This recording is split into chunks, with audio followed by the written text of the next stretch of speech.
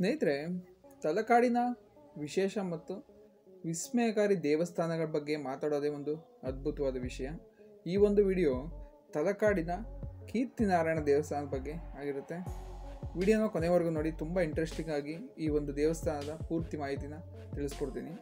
ನೀವಿವಾಗ ನೋಡ್ತಾ ಇರೋಂಥ ದೇವಸ್ಥಾನ ಹೊಯ್ಸಳರ ರಾಜ ವಿಷ್ಣುವರ್ಧನ ಅವರು ಕಟ್ಟಿಸಿದಂಥ ಕೀರ್ತಿನಾರಾಯಣ ದೇವಸ್ಥಾನ. ಈ ಒಂದು ದೇವಸ್ಥಾನಕ್ಕೆ ಸುಮಾರು 900ರಿಂದ 1000 ವರ್ಷದ ಇತಿಹಾಸ ಇದೆ.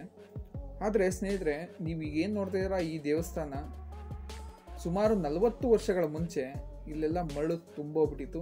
ಯಾವ ದೇವಸ್ಥಾನಗಳು ಕೂಡ ಇರಲಿಲ್ಲ. ಎಲ್ಲ ದೇವಸ್ಥಾನಗಳು ಮರಳಲ್ಲಿ ಮುಚ್ಚೋಗಿದ್ದು.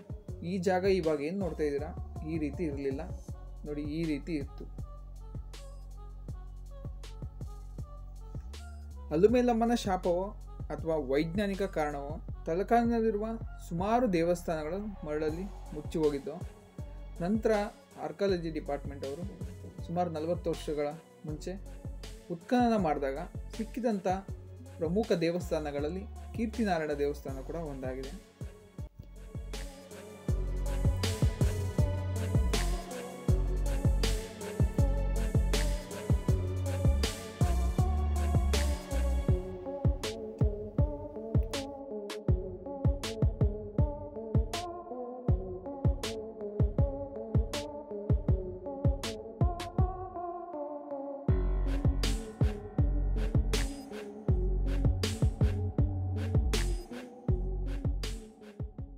ಈ ಒಂದು ದೇವಸ್ಥಾನದ ಇತಿಹಾಸದ ಬಗ್ಗೆ ನೋಡೋಕೆ ಹೋದರೆ ಸುಮಾರು 1000 ವರ್ಷಗಳ ಹಿಂದೆ, ಅಂದರೆ ನಮ್ಮ ಗಂಗರು ಆಳ್ತಿದ್ದಂಥ ತಲಕಾಡಿನಲ್ಲಿ 1004ನೇ ಇಸ್ವಿಯಲ್ಲಿ ಚೋಳರ ರಾಜರಾಜ ಚೋಳ ತಲಕಾಡನ್ನು ವಶಪಡಿಸ್ಕೊಳ್ತಾರೆ, ಗಂಗರನ್ನು ಸೋಲಿಸಿ.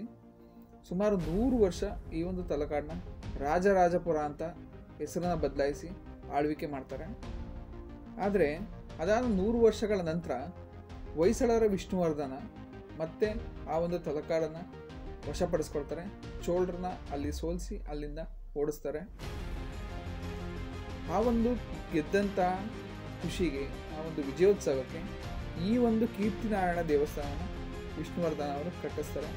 ಅಂದರೆ ರಾಮಾನುಜಾಚಾರ್ಯರಿಗೆ ಕೊಟ್ಟಿದ್ದಂಥ ಮಾತಿನ ಪ್ರಕಾರ ಪಂಚನಾರಾಯಣ ದೇವಸ್ಥಾನಗಳಲ್ಲಿ ಪ್ರಪ್ರಥಮವಾಗಿ ಹಾಗೂ ವಿಶೇಷವಾದ ದೇವಸ್ಥಾನ ಇದಾಗಿರುತ್ತೆ, ಕೀರ್ತಿನಾರಾಯಣ ದೇವಸ್ಥಾನ.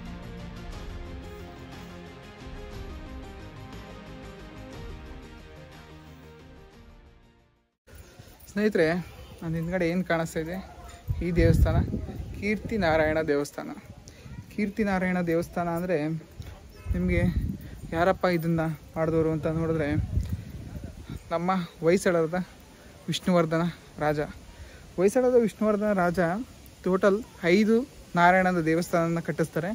ಅದರಲ್ಲಿ ಒಂದು ಪ್ರಮುಖವಾದ ದೇವಸ್ಥಾನ ಕೂಡ ಇದು ಕೀರ್ತಿನಾರಾಯಣ ದೇವಸ್ಥಾನ.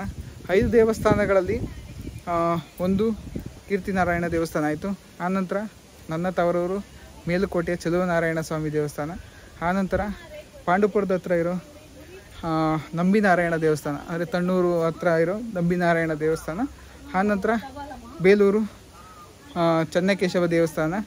ಆಮೇಲೆ ಗದಗ ವೀರನಾರಾಯಣ ದೇವಸ್ಥಾನ. ಸ್ನೇಹಿತರೆ, ಈ ಟೆಂಪಲ್ದು ಏನು ಕೆತ್ತನೆ ಇದೆ, ಇಲ್ಲಿನ ಕೆತ್ತನೆಗಳು, ಶಿಲ್ಪಕಲೆಗಳು ಮತ್ತು ದೇವಸ್ಥಾನದ ಒಳಗಡೆ ಇರುವಂಥ ಕಲ್ಲಿನ ಕಂಬಗಳಿದಾವಲ್ಲ, ಆ ಕಲ್ಲಿನ ಕಂಬಗಳ ಕೆತ್ತನೆಗಳು ನೋಡ್ತಾ ಇದ್ರೆ ಮೂಕ ವಿಸ್ಮೃತ ಆಗಿರ್ತೀವಿ.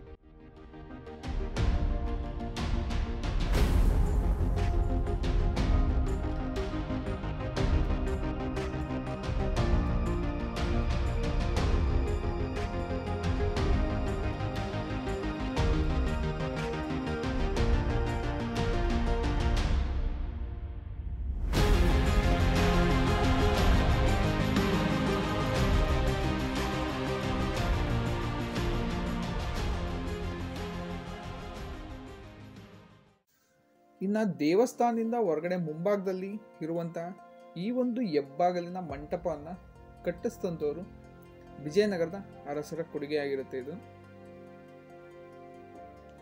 ಇನ್ನು ಈ ಒಂದು ತಲಕಾಡಿನ ಕೀರ್ತಿನಾರಾಯಣ ದೇವಸ್ಥಾನದ ಸುತ್ತಮುತ್ತ ನೋಡೋಕೆ ಹೋದರೆ, ಸುತ್ತಮುತ್ತ ವೈದ್ಯನಾಥೇಶ್ವರ, ಪಾತಾಳೇಶ್ವರ, ಮರಳೇಶ್ವರ, ಹೀಗೆ ಸುಮಾರು ದೇವಸ್ಥಾನಗಳಿದೆ. ಮತ್ತು ಇಲ್ಲಿ ಈ ಒಂದು ದೇವಸ್ಥಾನದ ಹಿಂಭಾಗದಲ್ಲಿ ಹರಿತಾ ಇರುವಂಥ ಕಾವೇರಿ ನದಿಯ ಒಂದು ಸೌಂದರ್ಯ ತಲಕಾಡಿಗೆ ಒಂದು ಅದ್ಭುತ ಪ್ರವಾಸ ತಾಣವಾಗಿದೆ.